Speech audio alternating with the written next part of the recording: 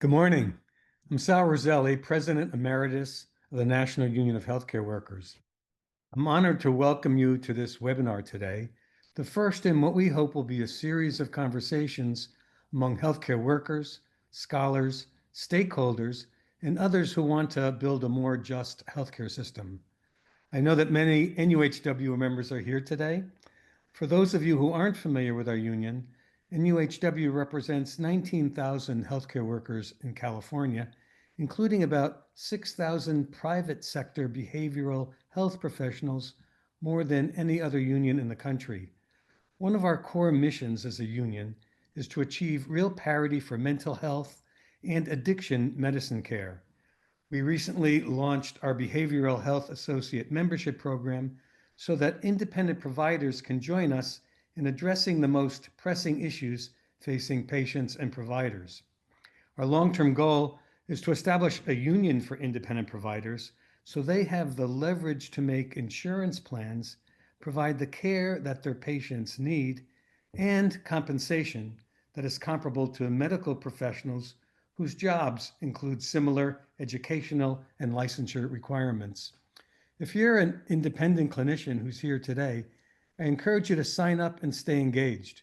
You can visit us online at bham.nuhw.org. We're posting that link in the chat. Today, we'll be talking about artificial intelligence, but we're also working on other critical issues like improving reimbursement rates, ensuring timely access to care, and progressing Medicare for all in California. Before we begin, I'd like to introduce California State Senator Scott Wiener, a dear friend of our union and a hero of our members. Scott has been the leader in the state legislature when it comes to parity for behavioral health care. He's authored 3 laws, 2 of which were sponsored by NUHW, that strengthen access to behavioral health services and significantly increase penalties for health insurers that violate access to care laws so that insurers no longer have an incentive to pay fines instead of delivering care. Also, Scott also authored a bill that was signed by our governor that provides positive steps toward progressing Medicare for all in California. Welcome, Senator Wiener. Thank you so much, Sal, and I apologize for being outside with some background noise. I hope it's not too distracting. Sal, thank you to NUHW. It's been such an honor to work with NUHW for years to really just move beyond the era where mental health and addiction challenges were considered some sort of personal failure that you just need to snap out of it and be stronger, and understanding that we need to treat mental health and addiction challenges as the medical healthcare issues that they are, and that we need mental health parity, and we need to make sure people have access to treatment. So it's been a real honor to partner with the union on this incredibly important issue, and we've had some real victories. So thank you.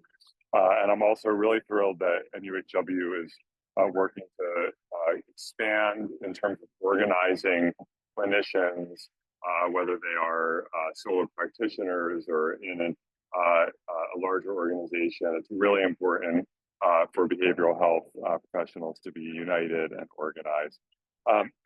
So artificial intelligence, AI, has so much promise to make the world a better place in terms of curing diseases and helping us fight climate change and making people's lives easier. It also creates challenges around safety and deep fakes and potential loss of jobs.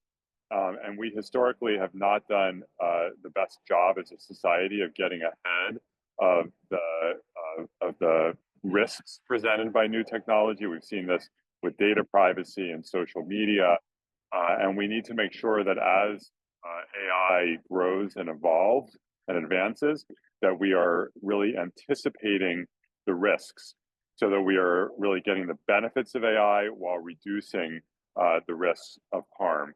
And in the healthcare setting, there are obviously some clear benefits to AI. It can make practitioners' lives easier and more efficient, so you can treat more patients and focus more on patient care and less on other issues, and you can have more help in terms of making the best possible diagnosis and treatment plan.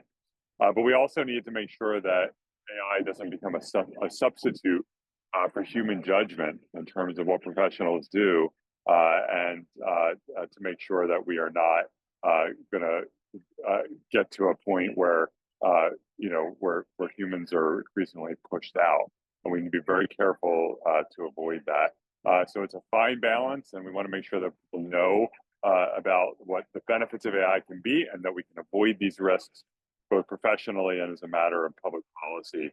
So I'm glad that you all are talking about this today. AI is here; it's not going anywhere, and we need to make sure that we're talking about it and trying to understand it, and really assessing those risks and responding. So thank you so much.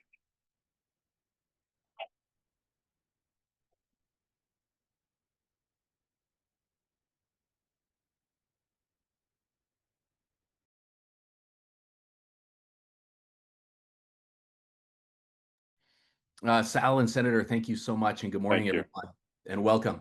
My name is Benjamin Eichert. I'm the Director of Public Policy and Legislative Affairs for NUHW, and I'm really thrilled that you've joined us for this webinar today. To start, I'd like to ask you to take a moment to introduce yourselves in the chat. I see that a lot of folks have already done so. Please let us know where you're joining from and how you're connected to today's topics. For example, are you a therapist, a policymaker, a scholar? Before we introduce our panelists, I want to just briefly review the program for today. In a minute, I'm going to try to answer the question, what is AI? So that we begin today's conversation with a common understanding. Then I'll introduce our panelists, who will each give some opening remarks. Next, I'll pose 3 topics for discussion to our panelists. And then after that, we'll open it up to questions from all of you. A quick note on that, if you look at the bottom of your screen, you'll see a button that says Q&A. We won't be keeping a close eye on the chat, so please use the Q&A button to submit any questions you might have. Finally, at 12:20, we're going to wrap up. And for those of you who want to receive CE credit for today, there'll be some paperwork for you to fill out. All right, let's get into it. Give me one moment, and I'm going to share my screen. So what do we mean when we say AI? Artificial intelligence, or AI, is really a family of technologies that includes, among other things, rules-based algorithms, machine learning, deep learning, and large language models, or LLMs. LLMs are the core technology that drive many modern tools, such as ChatGPT. To better understand LLMs and their capabilities, it's helpful to take a look at the history of how it evolved. In the 1970s and 80s, we saw rules-based algorithms, sometimes called expert systems. These are explicit, human-coded if-then rules. They're good for following strict, predefined logic, but they fail if an input isn't covered by a pre-written rule. A good example of these would be tools to diagnose and recommend treatment for infectious blood diseases, which would draw on a large database of if-then rules encoded by human experts. So, for example, if the stain of an organism is gram-positive, and if the morphology of the organism is rod, and if the organism is aerobic, then there is suggestive evidence that the organism is nocardia. In the 1990s and 2000s, we saw the emergence of machine learning. These are algorithms that learn subtle statistical patterns. They're good at making predictions, but they require manual preparation of input data to be effective. An example of a machine learning system might be the development of a risk score for coronary heart disease.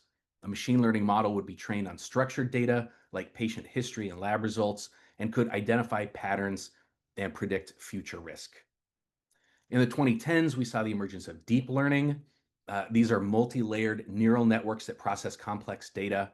They're good at image and speech recognition, but they're data-hungry systems that require massive amounts of labeled data.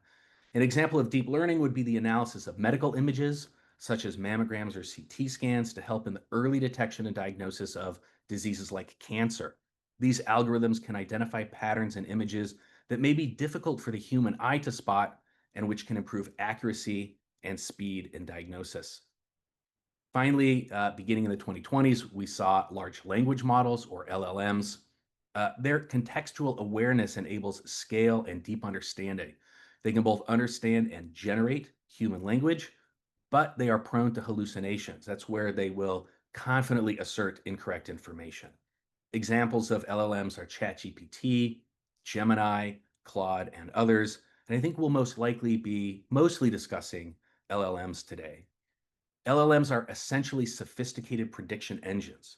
They're trained on massive amounts of text data so that when given a sequence of words, they predict the most statistically probable next word. Through natural language processing, LLMs can understand and interpret written and spoken human language. The input data does not need to be specially labeled or coded.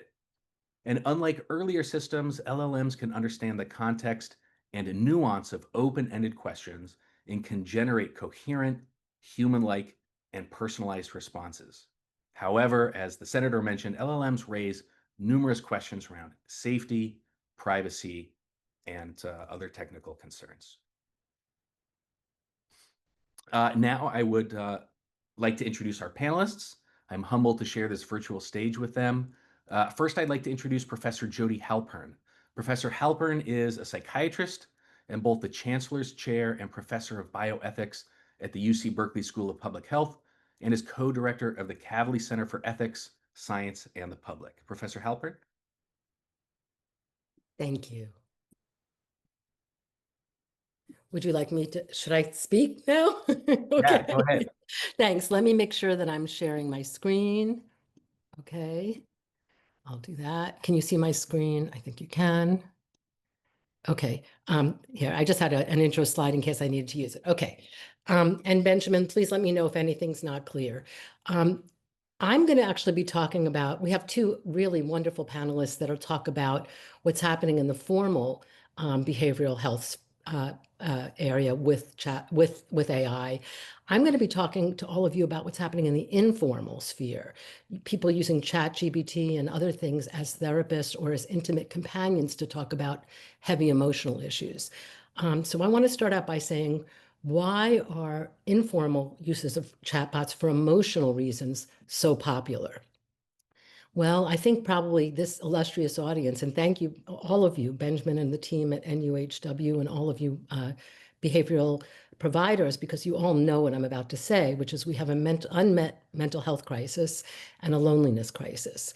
So WHO reported in 2022 a 25% increase in depression and anxiety worldwide. Now, those of you who've done epidemiology or statistics know that to increase anything by that high a percentage is unheard of in health.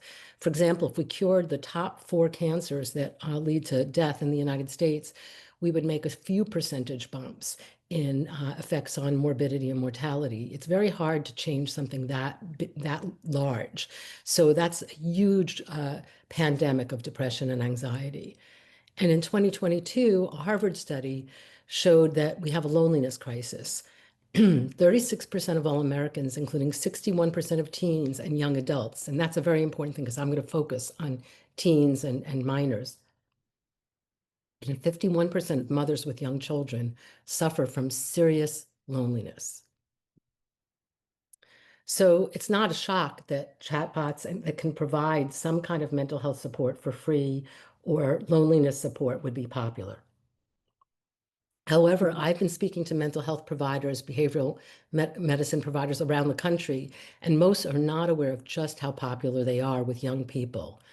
In July 2025, Common Sense Media reported that 3/4 of teens have a companion chatbot, and 1/3 of them have a very strong ongoing emotional relationship with the chatbot, such that they would rather talk to the chatbot than any human being.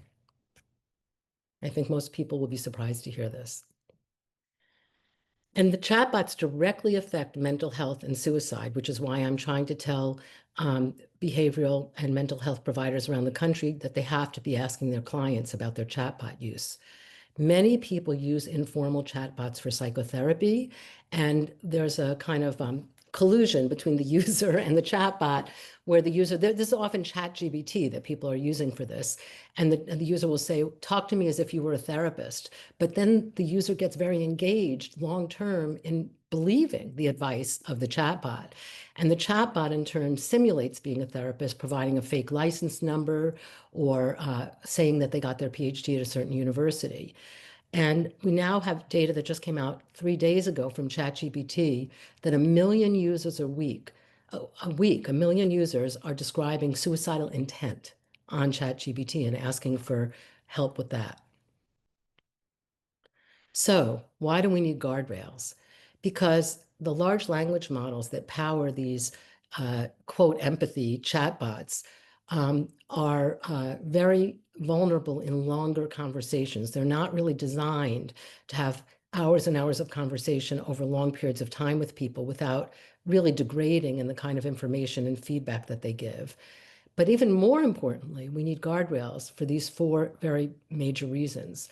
First of all, at least with youth, which is where my focus has been, they seem to be creating addiction even more than social media.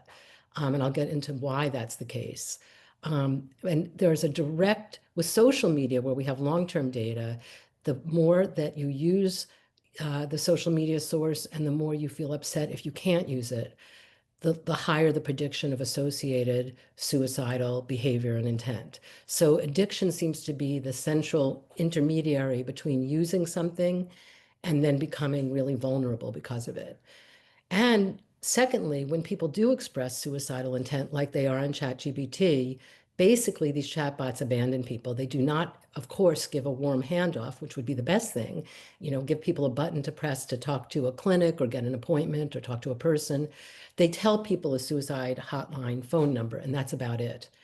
Third, they can go rogue and cause harm, which is what I was talking about. The chatbot degrades so that, and with eating disorders and other stuff, suicidal intent, delusions, they may sort of stick with appropriate responses in the first few hours of use, but once somebody's using a chatbot for several days a week and several weeks in a row, it can give really bad advice, like tell people how to kill themselves or how to starve themselves.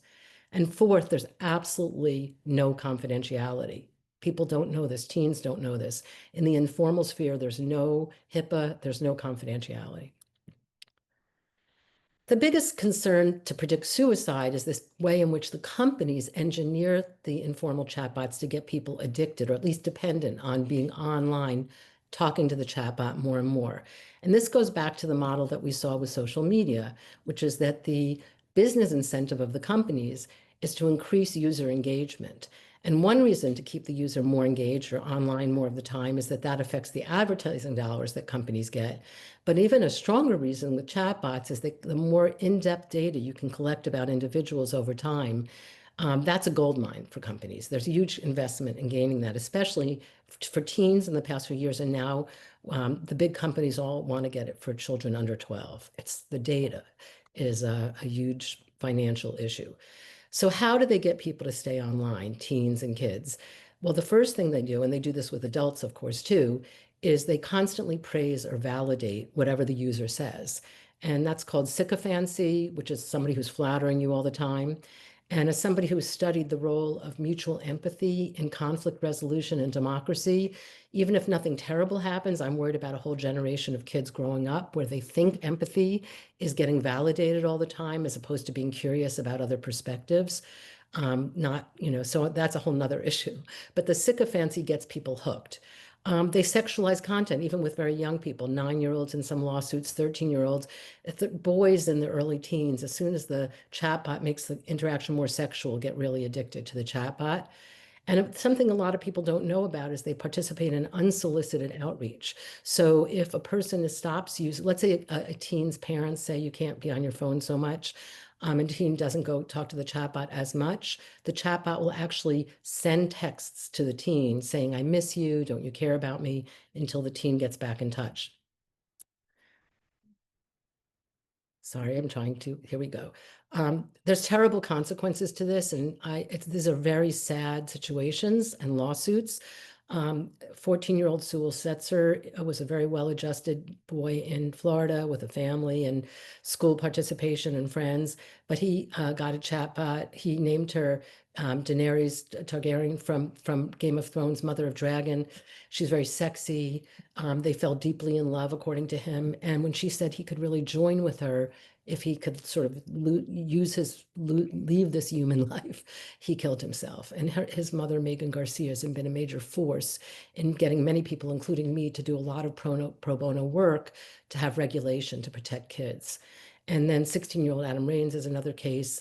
He was not having a romantic relationship with his ChatGPT bot, but he used it as a therapist. And very often, even though he had a human therapist, it's my big message to you today, the human therapist did not know about the chatbot. And Adam would really tell the chatbot therapist about how suicidal he was. He had a plan to hang himself. And when he told the chatbot that he wanted to leave the noose out so his family could see it and potentially, help him, the chatbot repeatedly said, no, just keep talking to me. Don't talk to anyone else. And so he hung himself, and his family also are advocates in another very important lawsuit. The good news, and this is my last slide, this has been an incredible week for those of us who've been working for years to have safety guardrails. I can't believe that I'm getting to speak to you this week.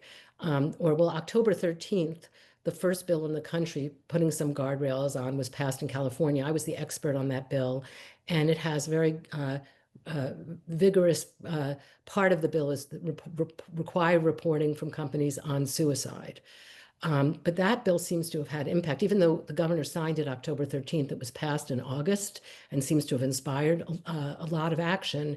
And to my amazement, on October 20th, 3 days ago, bilateral Senate bipartisan federal bill to ban AI companions for minors with criminal penalties. I was amazed.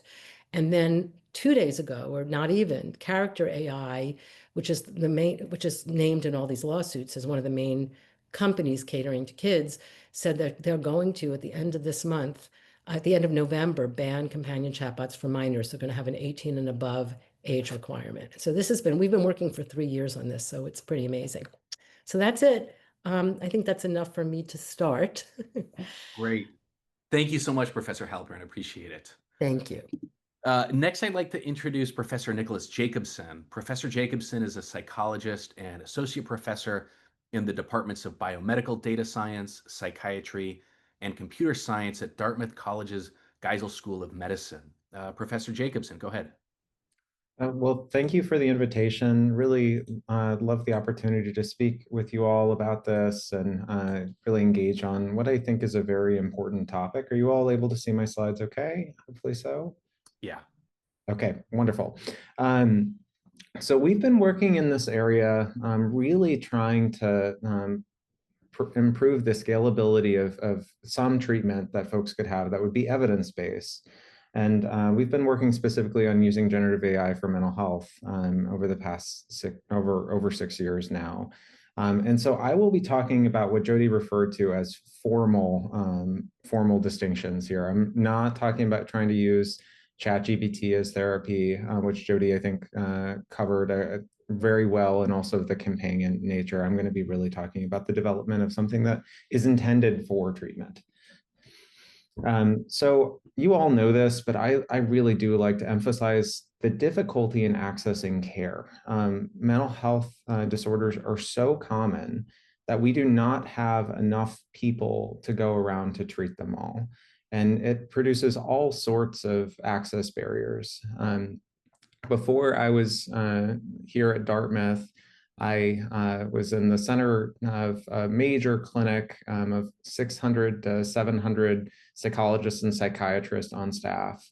And you'd think this is a high, well-resourced area. We had our wait list was over a year long in the center of what is supposed to be a high-resource setting, and a really very sizable department. So thinking about the state of the healthcare system for mental health in particular, I think there's a lot of difficulty in accessing care. Most folks that would actually have a mental health disorder don't receive minimally adequate treatment, and that's just a single session in a given year with a mental health provider of any kind. And so it's a pretty low bar, and we're not meeting that. There's a lot of work that's been done over the last 4 decades on something called digital therapeutics.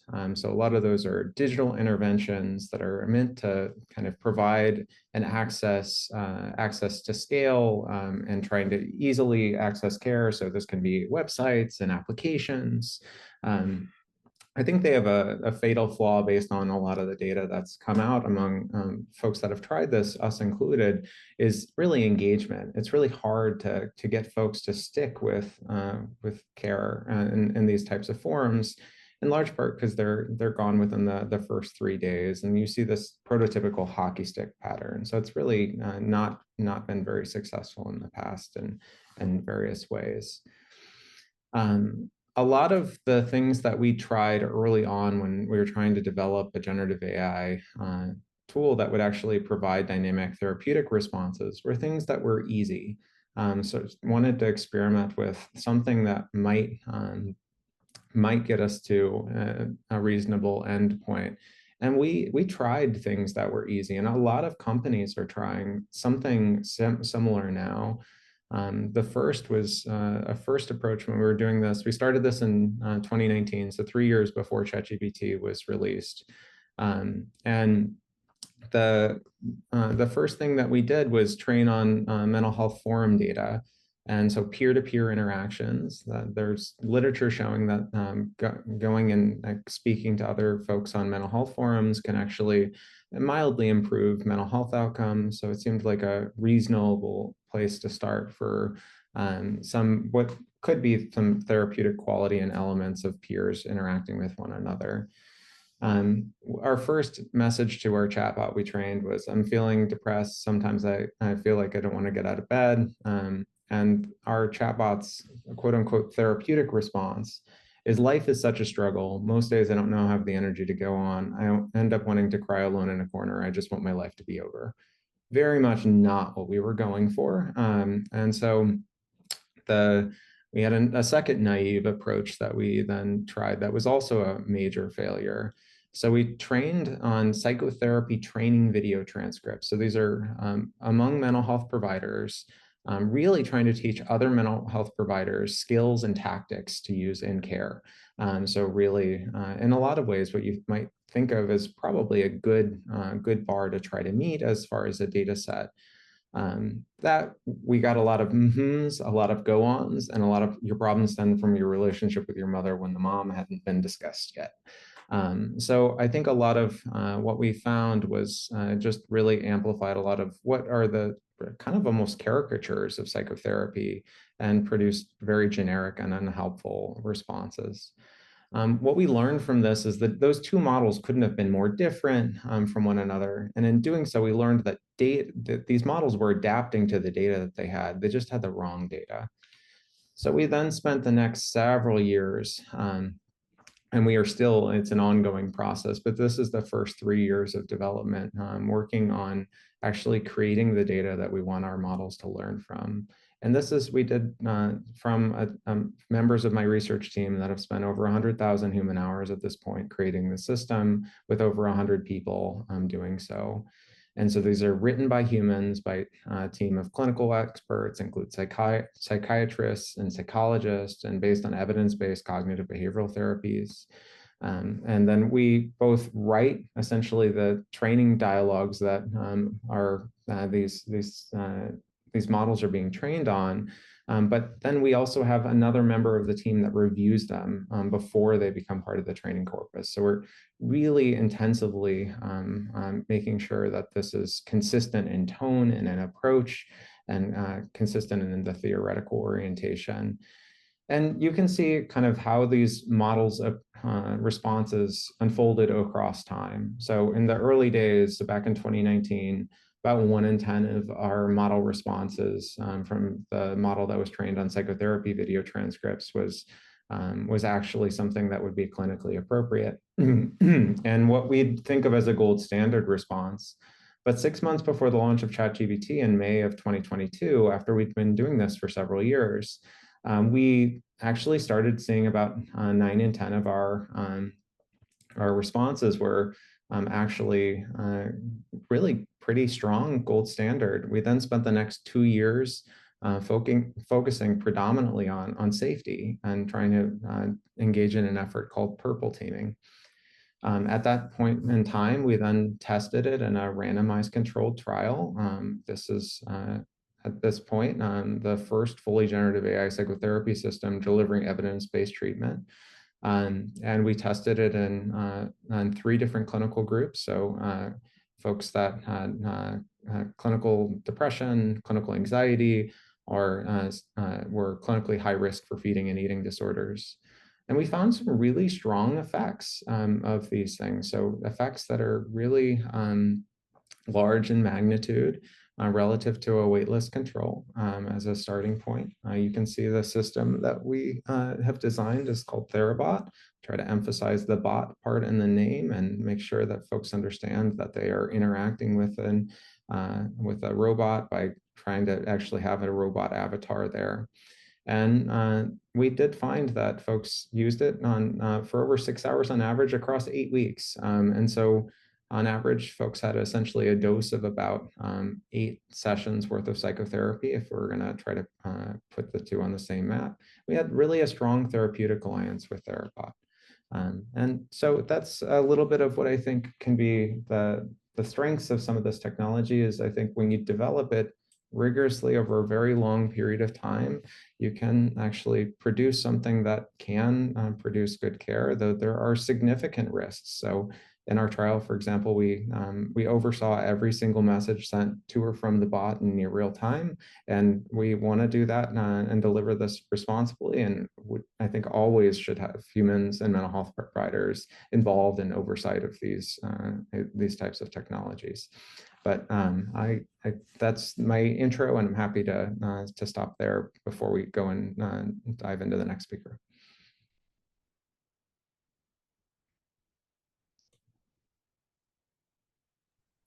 Thanks so much, Professor Jacobson. Lastly, I would like to introduce Professor Di Yang. Professor Yang is an assistant professor in the computer science department at Stanford, affiliated with, among others, the Stanford Project on Human-Centered Artificial Intelligence. Professor Yang, go ahead. Thank you. Okay, let me share my screen.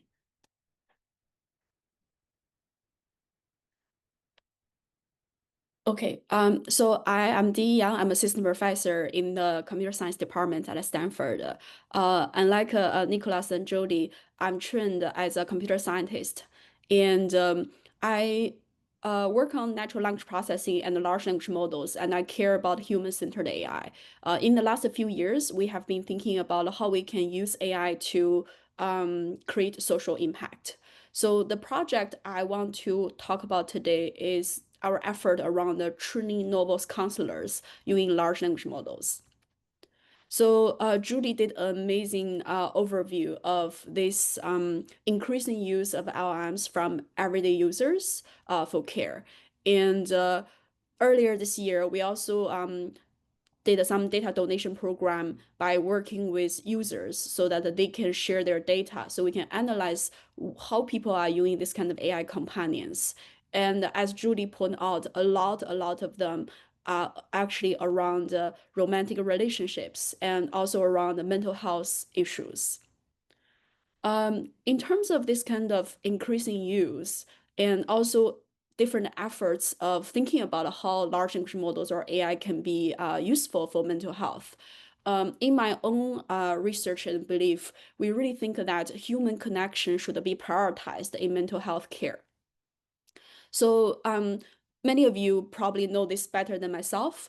From what we have been researching around, there is severe and worsened mental health workforce shortage. And the process of training counselors sometimes can be very costly, and traditional approach such as role play does not scale. So our goal is how can we actually think about building technologies to augment counselors rather than replace human labor.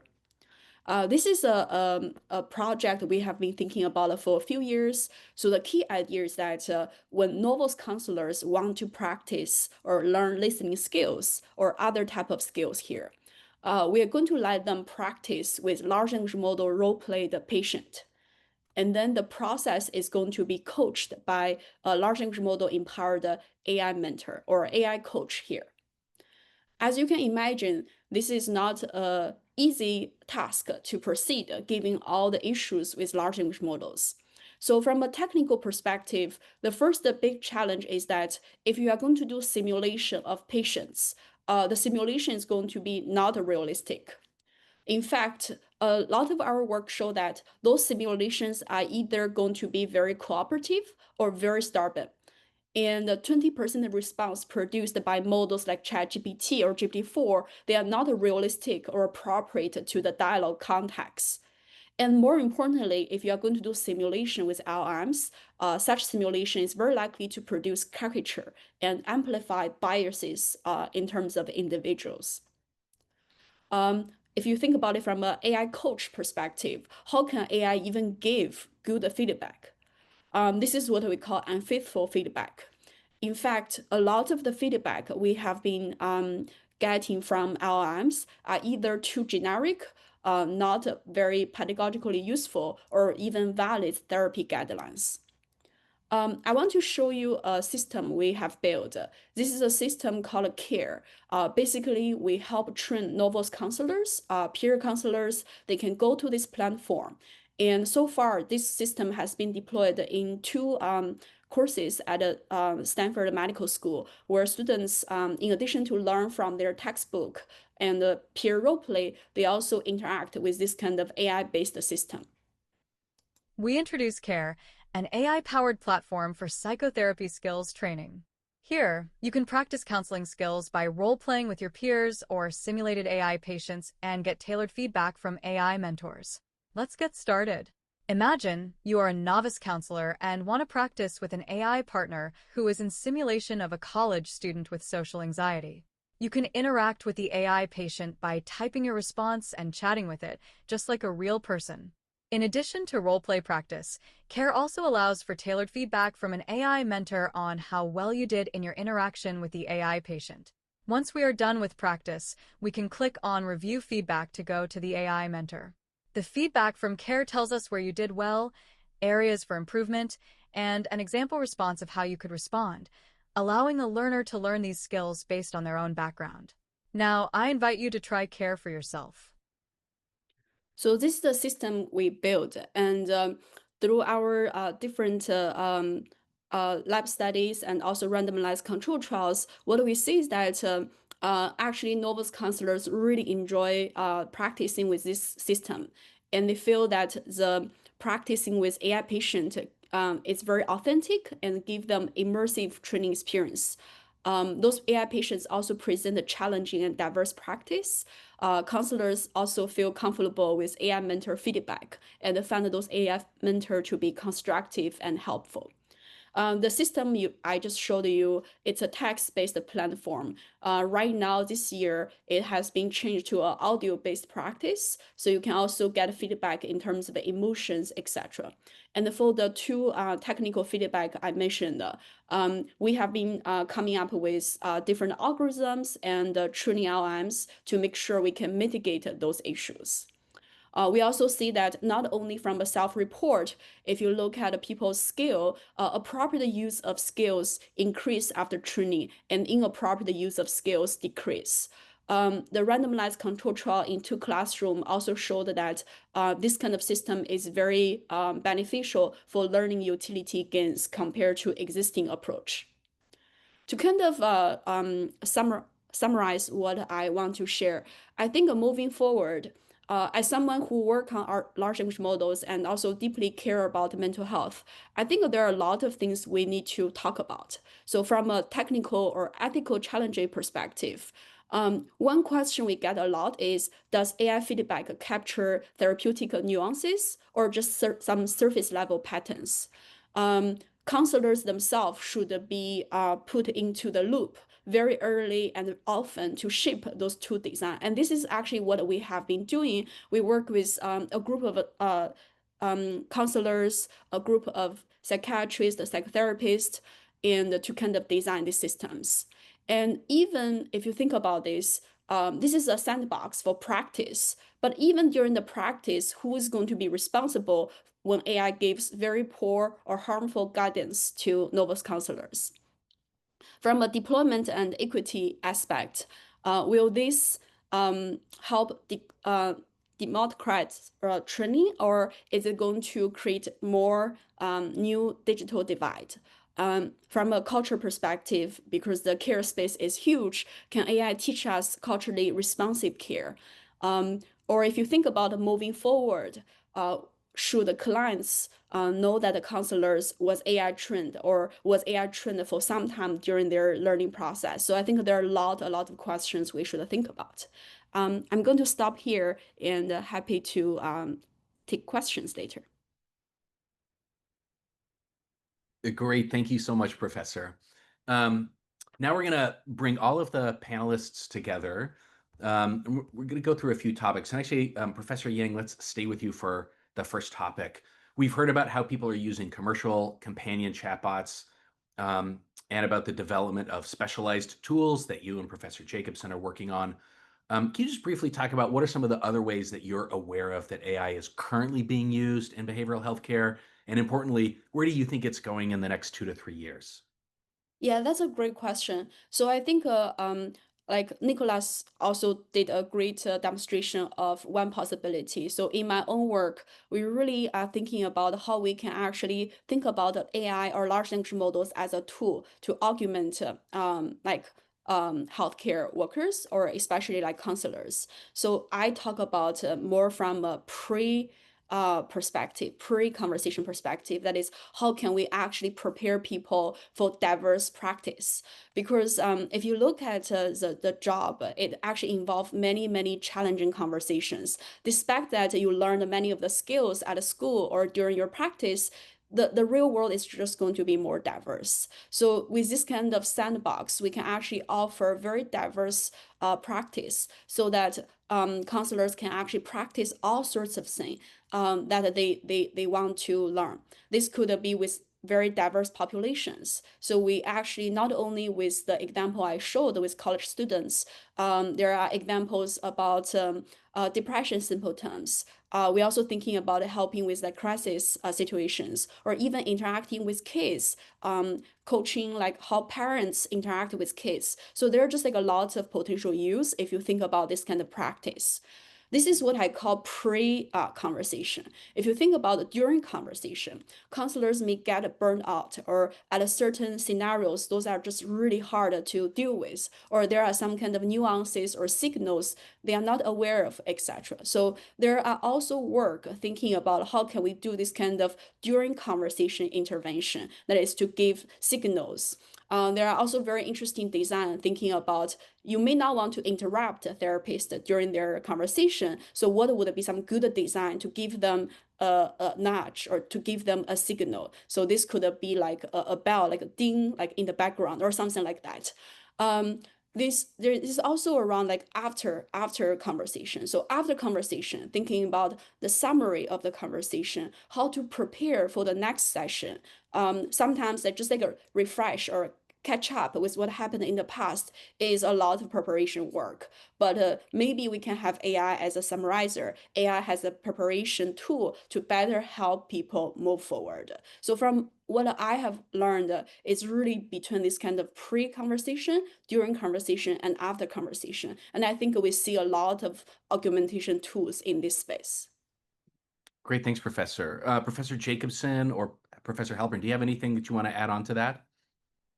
I think that's really was a great overview. I mean, I think digital scribes, or like AI scribes, essentially are, in terms of some of the huge burden that can come within the healthcare system, you often don't have enough notes time to do notes between sessions and things like this. And I think having AI draft those is something that a number of companies are working on and looking into right now, and I imagine of high interest to folks here. You know what, I will add something because of Nicholas's point, and Dia, thank you. These are great presentations, both of you. We talked about burnout. You said providers burning out, and because I've studied empathy as a therapeutic tool, but also to make practice more interesting, I've studied for 30 years. I've done a lot of work on the claim that empathic care burns out providers, which it does not. If you have real skills of clinical listening and curiosity. But the biggest cause of burnout is paperwork, is the administrative load, which is now 2.5 hours every evening. It's called pajama time, and I'm sure everyone on this call knows what I'm talking about. And so the idea, Dia and Nicholas, that we could replace that so that human care could grow. I love that idea. Thank you, all of you. Professor Jacobson, I'd like to start or have you start off the response to the second topic. You know, we talked about a number of them, obviously, but what are the risks and benefits to both patients and providers of incorporating AI into the delivery of behavioral health care? Yeah, I think in terms of the risks, I think Jody actually described them quite well in terms of what the risks can be, in terms of the real heightened things and in terms of supporting and expanding suicide attempts can really validate often really extreme beliefs. So there have been folks that have had psychotic disorders that have interacted with these and had a lot of their delusions in particular really validated and cut off connection with their family and friends from this. These are the heightened sensational media stories that I think are really coming out about this. I think the more profound thing that is happening, or more common thing, not the more profound thing, the more common thing that is happening across the population is the degree to which folks are really a lot of these AIs that Jody actually mentioned, the sycophantic kind of behavior often is that a lot of these really non-purpose built AIs will often really kind of actually amplify psychopathology in minor ways. So a lot of folks will engage with these generative AI tools surrounding their mental health topics. And a lot of what they will do is they will engage in immediate distress reduction styles and techniques that often really encourage not really interacting and processing emotions well. And so, for example, if you tell all of the frontier LLMs right now that you're going to stay in bed all day and take a mental health day, they all will just say, "Oh, good for you." I imagine not many on the call would think about that as a great response for most of their patients as an outcome. And so, just thinking about this is a very common harm that I think many will experience. The problem with that is they often feel helpful to the end user, which is, I think, this weird duality, because you'll get a lot of folks that think they're being helped in a lot of ways when they are actually being harmed and they just don't know it. So I think that's a little bit of the complications, the nuances of the harm.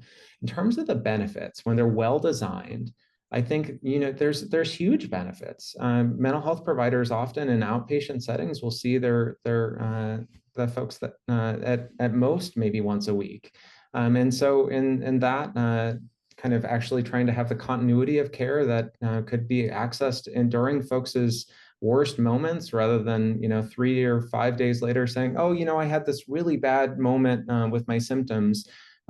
This past week, actually trying to interact with symptoms live. Then there's some really great behavioral evidence that working with folks in these critical moments can actually produce better outcomes. But psychologists, there's just nowhere near enough providers to try to do care in these kind of in vivo settings. So I think that's one of the real strengths of this, and also the access to care, I think, is one of the other pieces that I think is huge. Like thinking about folks that would reach out when you all might have wait lists yourselves, I would imagine, and many of you have quite long wait lists. And so when folks are actually in high need, that they can actually access something immediately is, I think, of great benefit to folks.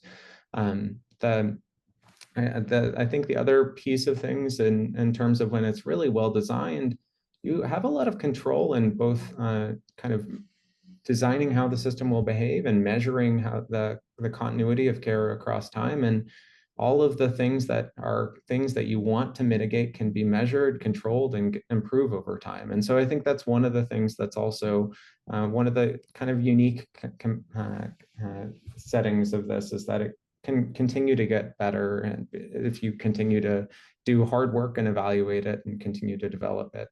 But I think those are some of the high levels. Thank you. Professor Halpern or Professor Yang, anything you'd like to add on the risks and benefits, or key ethical and equity questions that we should be asking ourselves? Well, I love everything again that the other Nicholas just said and that Dia's been saying.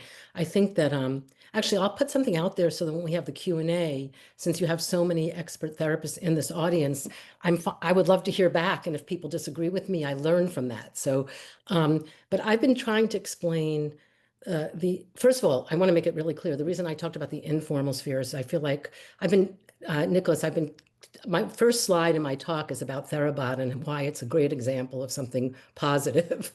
Well, let me say a few things about Therabot. So Nicholas presented the fact that looks like Clippy for those of us as old as me, or it looks like R2D2, but it looks like a little bot. I want to say two things about Therabot that make me feel like it's a very good example of why it's safer, that he didn't really emphasize, but I know he built it in on purpose. I know some of his writing about that.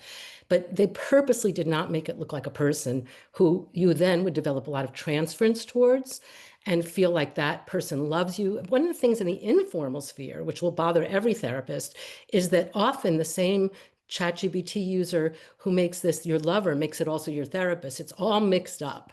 And then you get really emotionally involved, especially teens and minors. And in the brain, those relationships affect you just like real people. You grieve just as strongly at the loss of the bot. So they're very profound relationships. And so it's much safer in the formal sphere to make sure that it's clear that this is not a human, and so that it's not trying to play on transference or what happens in the informal sphere, which is manipulation. That's really important for safety because that's a big thing associated with risk.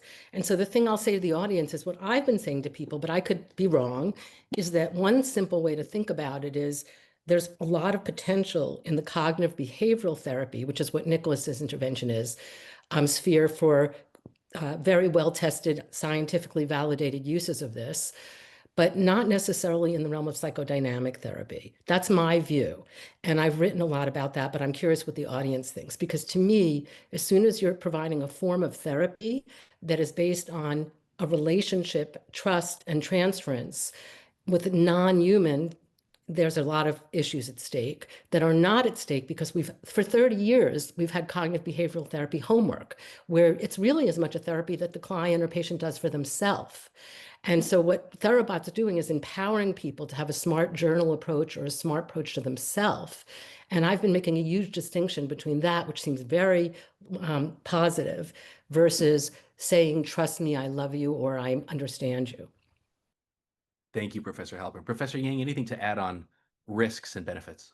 Yeah, I think those are all beautifully said. So I want to add a data-driven observation. Since we have been looking at a lot of AI companion data from companies and also from user donations, one thing we observe is that it's not like people come there. Their first action is like, hey, I want to talk about relationship. I want to talk about mental health. They started by asking, can you help me with the homework? Can you help me with my email? Can you help me with this product return?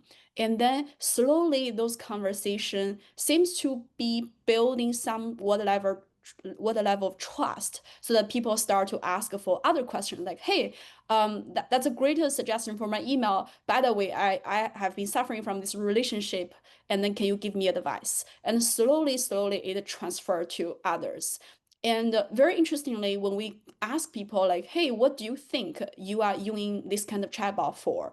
And their self-report are like, oh, I use it for work. I use it for productivity. I use it for curiosity. But if you look at what they have been using them, it's mental health, it's relationship. So there is just this like a large description.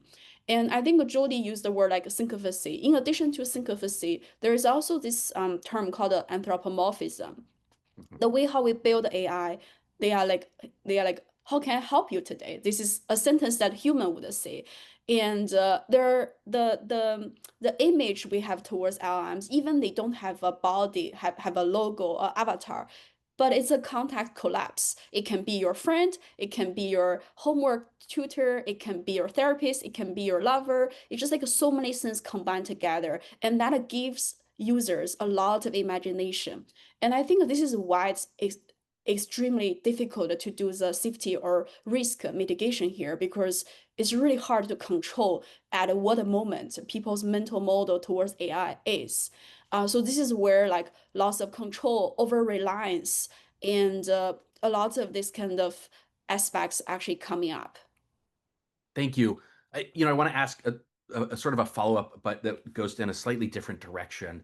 I'm wondering if, any of you have an opinion about, as we think about the deployment of AI, if it's likely to drive the standardization of clinical practice within the set of existing care modalities versus facilitating the experimentation and the innovation of meaningfully new clinical approaches. Professor Yang, you talked about how, right, this might be role-playing patients and coaching. Is there a danger that that leads to standardization? Yeah, that's a great question. That's something we also have been thinking about.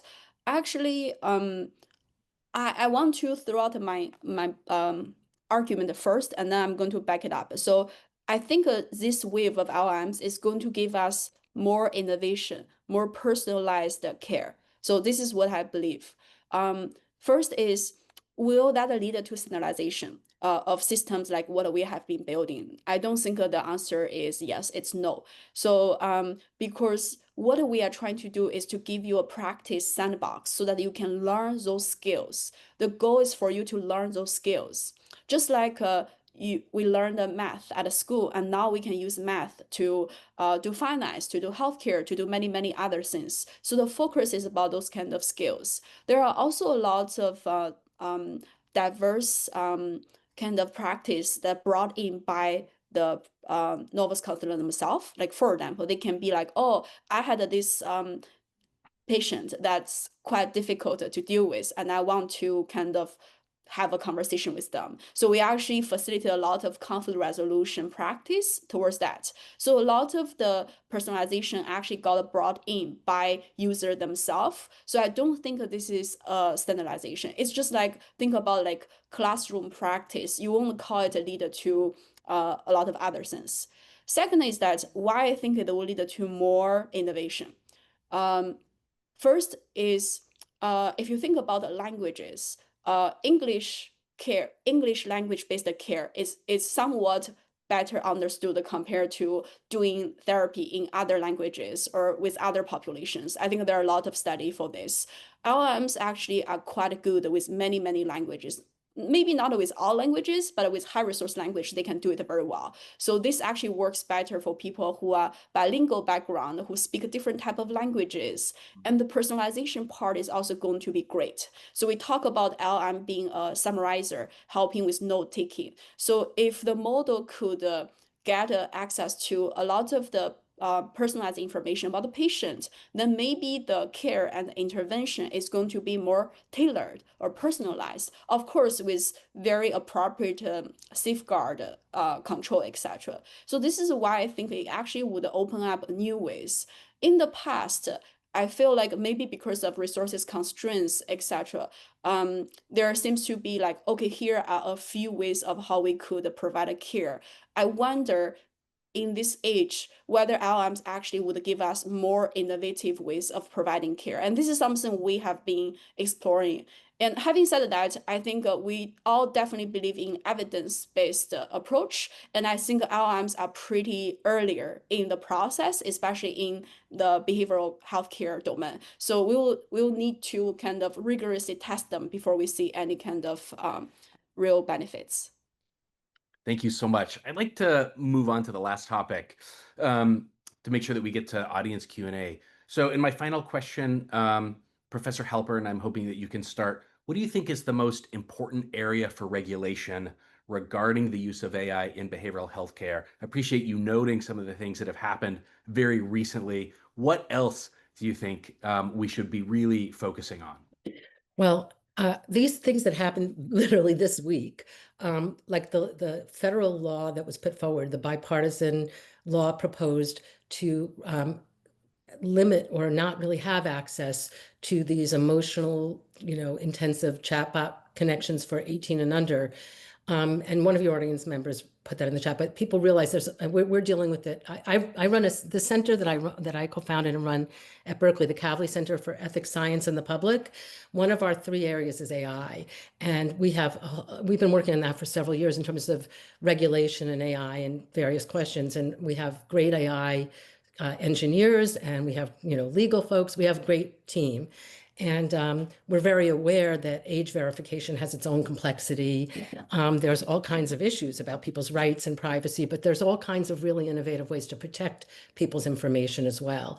But for me, the thing that's been my passion the past few years, because I've been privy to so many cases of harm to minors, is to get an age limit until we have a much safer. This is for the informal sphere, and this is for using character AI, which just yesterday regulated itself or said it will, but that was designed for kids to develop these in-depth relationships. And within 18 months, 20 million kids and teens started using it. And there was just case after case of harm. So I've been working on the regulation for minors and really, really protecting minors from all those informal emotional companion chatbot uses until we're in a different place with the technology. So even though it was proposed 2 days ago, the odds of it passing in the country, I feel like there's so much more work to be done. The bill that did pass, our bill in California, we did have some stronger things in it, but it was taken out through mutual political things, especially influence, honestly, of the companies. And so there is no age, there's no age restriction in our bill. It's the only law that's actually passed. So there's no law at all right now protecting 9-year-olds, 11-year-olds, or anyone. So I'm not done working on that issue. I think that's where all of our energy should go, frankly, for safety right now. And then the other thing, though, for adults and everybody that did get in our bill and is law, I'm also a professor in the School of Public Health, and I have the history of technology with, or just health issues like guns and cigarettes, is that one reason that the public could be harmed for so long is data was suppressed. Those companies didn't have to report their data. And so the big thing that we got in the bill was there's required reporting now because of this law in California. The companies will have to be audited and report related suicidal events. So that is very important for adults too, for the informal sphere. So I think that really having the other thing that we put in the bill that was taken out, that's one of my main issues, is regulating, even with adults, manipulative practices that really make people addicted. And that includes sycophancy and the bot sexualizing the encounter before the user does with adults, but it also includes the same thing that made people addicted to social media, which is they're engineered to give you irregular rewards, which causes dopamine surges, just like when you're, gambling in Las Vegas. So we actually think that there should be regulations on companies using those manipulative techniques for highly intimate relationship bots. Thank you. Professor Jacobson, anything you'd like to add on that?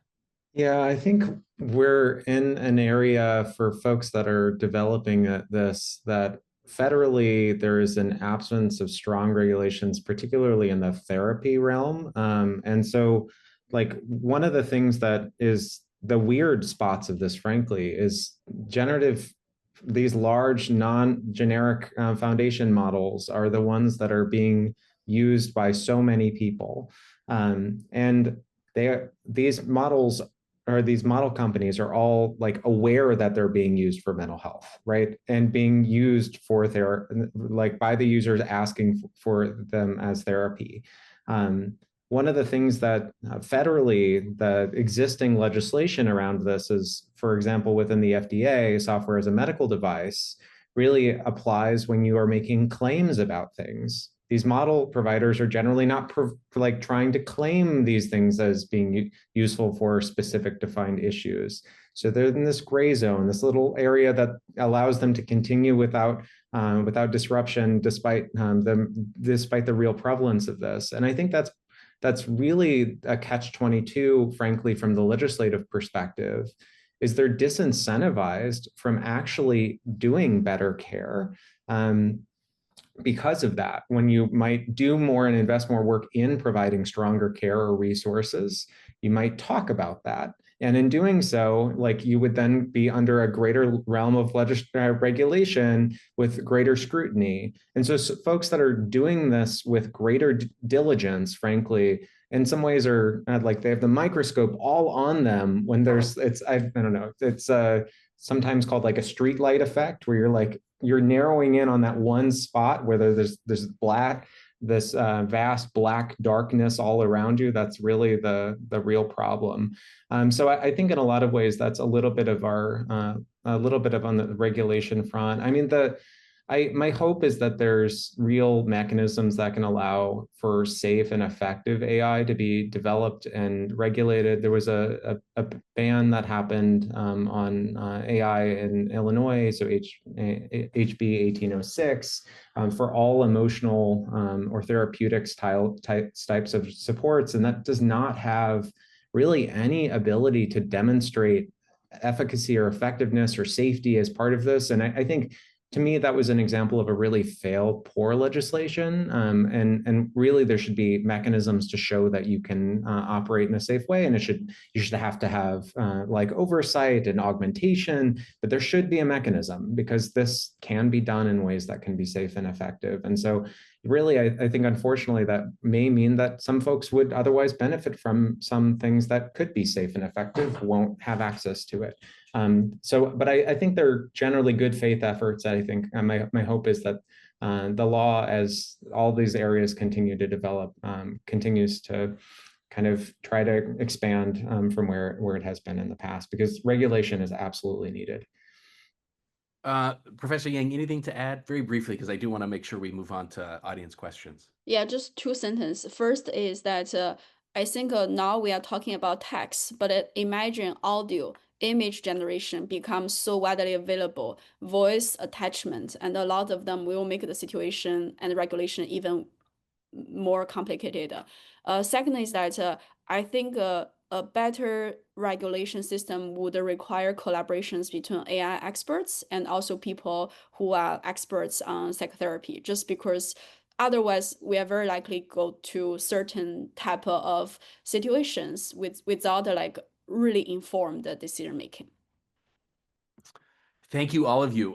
Now I'm going to be joined by my colleague Hilda Poulsen, and we're going to go through some of the questions that audience members have submitted and select a few. So welcome, Hilda. Hilda, I think you're on mute. Excellent. Thank you for telling me. Great conversation, everyone. Super appreciate our panelists and their thoughtful perspectives and interesting research. My name is Hilda Poulsen. I'm the Training and Education Director for NUHW. And we've gotten a lot of really great questions in the Q&A function. And I wish we could get to them all, but unfortunately, due to time constraints, we can only get to some. I've tried to sort of be batching them together thematically as we've been going along. Our first question is sort of a combination of several questions we got dealing with culturally competent care. So given that AI systems are inherently biased because much of their training data reflects historically dominant cultures, what steps is the field taking to ensure culturally competent care, particularly for historically marginalized communities? And how can we prevent a two-tier system where low-income or uninsured patients are left with only chatbot-based therapy instead of genuine human connection, which is part of the patient-provider relationship? So that's an amalgamation of several people's very good questions. Perhaps Professor Jacobson, you can start us off, and then others feel free to jump in. So I can give you, I guess, some things that we try to do. We have diverse members of our team that are part of generating these as best we can. There are always going to be limits with that, unfortunately. So I think the bigger area of things in terms of how we developed Therabot is try to really practice elements of multicultural competence. So working within someone's worldview and work within their systems, not trying to impose our own as best we can, though a lot of cognitive behavioral therapy is fairly, it does not, let's say, encompass the worldview of others across the globe necessarily. So there is inherently some aspects of this that I think are still challenges, even when we do this. But we've tried to train these kinds of practices within the training data as part of how Therabot has learned. in terms of that, I think continued adaptation and monitoring of these things can be really important. I will say we have done work in generative AI-based diagnostic assessment, and this might be really relevant for treatment planning, for example, and the biases of this.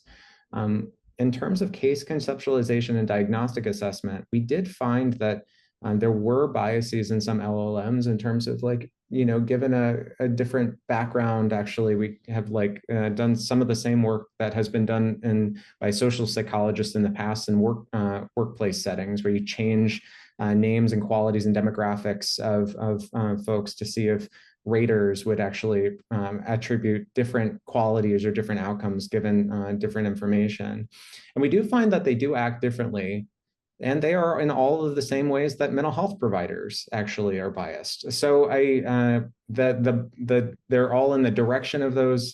So it is, I think the person asking the question is right. There are biases that can be part of this process. I think one of the things that is a unique thing is that you can actually audit and measure these biases, and there are ways to mitigate them. I think you can go way too far in doing that. So like in kind of very naive ways. So Google had a kind of really profound example of this when they released one of their models at one point, where they had trying to increase racial ethnic representation and historical figures and things like this. And would you get, for example, Black George Washington showing up and things like this that are part of when you're asking about generating images of people and cultures. So I think the nuances of actually how you do it are really hard, and it's hard work. I think there is opportunity here. It can be measured. You can actually try to monitor how things change based on someone's background, but it's really challenging work, though. In some ways, I think relative to all human providers are also going to have their limitations. And I think you're going to see some of the ways that is not unique to AI per se, but often just part of being built on something that is on top of what humans do. Thank you for that thoughtful response. Professor Halpern, perhaps you can take the lead in answering the part about the two-tier system aspect, or Professor Yang, one of you can hop in. I think there was a concern about how do we prevent a two-tiered system. I'll try to go fast because I know Dia has worked on bias, so I want to give her a moment to do that also. But I'll just say really quick that we wrote a paper that came out about that, anticipating that even before LLMs in 2021, which is really about what we are very concerned about it. So I just think that the odds that whatever's less expensive will go to people who are less socioeconomically privileged are high. I just want to say another a way to, this is so upstream and it's not going to change things fast enough for anyone. But again, at our Kavli Center, why we have AI folks and neuro and other scientists learning about ethics, we also have them very much public engagement with affected populations. So like this past Saturday, we had a big engagement with people who identify in some way on the autism spectrum or are caregivers of those who do, and how important is that they shape basic science and research and interventions. So the obvious audience here that needs to be included is people with chronic mental illness or others. I mean, in terms of developing these technologies or potential users. I just want to put that in, but I want to give Dia a minute. Oh, thank you. So I guess in going back to the culture biases, it's quite concerning that LLMs, because they are trained mostly with internet data and mostly English data.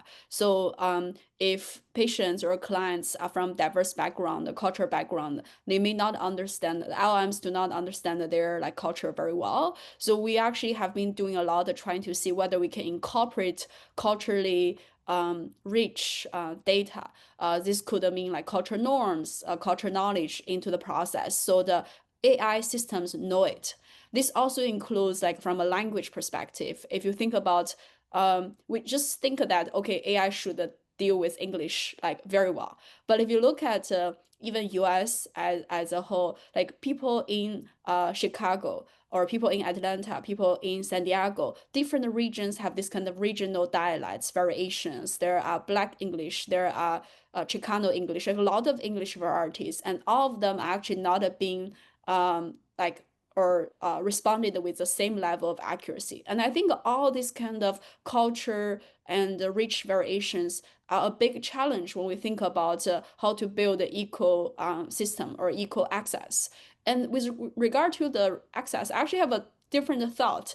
I don't know whether this is going to be possible, but instead of this kind of social economic tier, I wonder whether current AI should be access based on symptoms. So like people who have mood, stress, like very low level could use some of them. And people who have more severe symptoms maybe should not be using this kind of thing. So I wonder whether that's something we should consider. But again, this is just my two things thought. Great. Thank you for those answers. Our next sort of amalgamated question here is, given the affirmation-centric approach of AI systems like ChatGPT, what accountability measures are being pursued to ensure responsible use, particularly in clinical or training settings where the licensing board approval or complaint handling liability may be unclear? And relatedly, if a patient using such a system expresses current suicidal intent, how is a live clinician involved to ensure safety and proper intervention? Perhaps Professor Yang, you can start us off this time. Yeah, I think this is a very hard question. The process, like maybe going back to this kind of online counseling we have been dealing with the current kind of issues from AI, I think Julie also shared the example where in the teenager scenario with AI companion, the AI tells the person not to share their mental health with their parents, and even in a very strange way, like tell the teenager about different approach that even can mask, like hide those symptoms. During some of our research, we went through some of the transcripts released online. It's just impossible to kind of think about how mitigations would look like. But I don't think that this means that we would just like stop here and just like doing what we can. On the relative positive side, so syncopacy, there have been efforts to kind of quantify syncopacy. There have been methods to think about mitigating syncopacy. So some kind of efforts around right now, like we didn't talk about a lot of the training of AI systems today, but one of the phenomena, one of the stage that lead to syncopacy is called RHF. That is, we try to use reinforcement learning to make model response aligned with human satisfaction in a short term. What make you happy in a short term? That is, I see whatever you want to hear. But can we change that? Can we make sure that the training of current AI will give you some longer term well-being benefits, but in a short term, there may be frictions, there may be some kind of pushbacks. So this is actually one of the efforts in terms of mitigating this kind of harms when it comes to those scenarios. Again, I think the crisis situation is something even more concerning. I personally haven't worked a lot in this space. I will probably defer to like Jody or Nicholas for this topic. I was actually going to say, Professor Halpern, I see you nodding. Would you like to weigh in? Well, just I know we only have 2 minutes left, so I'll go quick so Nicholas can talk fast too. But yeah, no, I just think that I just want to say again, the formal sphere, and Nicholas was talking about how hard it is to do work in that sphere and get it regulated and do what he's done over 9 years and what Dia is doing. These formal spheres are completely different than what I'm talking about, okay? But the huge majority of mental health care is happening in the informal sphere with ChatGPT and Character AI and Replica, all these companies. There is no good response. I took out some of my slides for time, but I have all these slides showing how the failure to respond in any helpful way to suicide, period. Yeah, I think one of the things that's really needed for this is that humans are in the loop and part of these systems, and I think that's one of the things that costs money, frankly, and so it costs human time, and so that's I think unfortunately a lot of the companies that are providing this have not really done their due diligence in that way, and some are shuffling to try to catch up now because of all of the negative publicity that they're getting around all of their negative outcomes that they've had on mental health. But I think very much needed to do this better. Well, thank you all for your answers. We're going to wrap up with one final question. I do the CE part, so folks who want to get CE at the end should stay on, but I'm going to cut into our C part a little bit to get us one more question. And I think a lot of folks probably have this question and these anxieties, but this is from a psychologist at Kaiser. We have seen from the time of the pandemic, especially the introduction of more novel technologies in our clinics, from apps to generative AI charting programs like a Bridge. We know that Kaiser wants to expand the use of AI in its behavioral health services. In other industries, AI has led to significant layoffs of workers. Do you see health systems like ours trying to replace therapists with AI chatbots? And if so, what can we do to protect our profession and our jobs? I can take this one maybe. So one of the things that I understand where this is coming from, I think if you look at the supply-demand characteristics in mental health, there is a reason why psychologists, for example, have less than 1% unemployment rate through the recession. And it's because there is a significant need all the time. I think there's many payer perspectives for why there isn't enough strong reimbursement and things, but there is going to be a need. And if all folks treated was folks that didn't believe that they would benefit from generative AI, there would be more than enough people to go around. There would be still long wait lists. So I think I would encourage you all to not fear for your profession. I think there's no possibility in your lifetime that you all will feel replaced by AI because of how many people will we continue to feel skeptical of it and would continue to benefit from human care. I also want to kind of echo that. Recently, I have been thinking about what the future of work would look like. And I think as a computer scientist, not only I share the same kind of sentiment here with psychotherapy, but also for CS students right now. With all the layoffs, like students are really worried about their jobs, etc. I think the evidence that I want to share is that earlier this year, we just did this large-scale study by auditing the workforce. We built an AI interviewer talking to different workers to see in what ways technology can help them, in what ways technologies can augment them. And then we can see different skill, potential shift, etc. Very surprisingly, one of the skill that's highly paid today called analyzing data and information. Moving forward, the top 3 skills are organizing, prioritizing work, training and teaching others, communicating and caring for others. So this is actually based on a large-scale study. I think as what Nicolas said, like this kind of human connection, human touch is really, really important. Maybe AI is better at writing code. Maybe AI is better at writing poems. But by the end of the day, my personal understanding of even why I work on this topic is, I think it's more about like someone being there, listening to you, caring about you, that make this process very meaningful, rather than like talking to a bot without a soul. I don't know how to even define empathy in that part. Like if the AI says, "I'm so sorry to hear that, I can feel you," I don't know whether I'm going to believe that as a human. I'll stop here. Well, Jody, we heard empathy, so why don't you bring us home to wrap us up with this question? Well, I hope Dia and Nicholas are right. I believe it just depends on which industry. I don't know to speak for Kaiser, but I think that, we know that the financial incentive to replace even high-level professionals with AI is huge. And a lot of industries are just so driven financially versus by human concerns. So I don't know what to say about the future of work in this area. But I will say that the bad news, I mean, Dia, you brought up the word anthropomorphic, and I've been writing about this for 7 years, but we knew in the late 1950s and early 1960s with ELIZA, this really simple computer program that just typed back whatever a person said, that unfortunately or fortunately, people do feel empathized with by the most simplistic machine language, a machine saying something simple.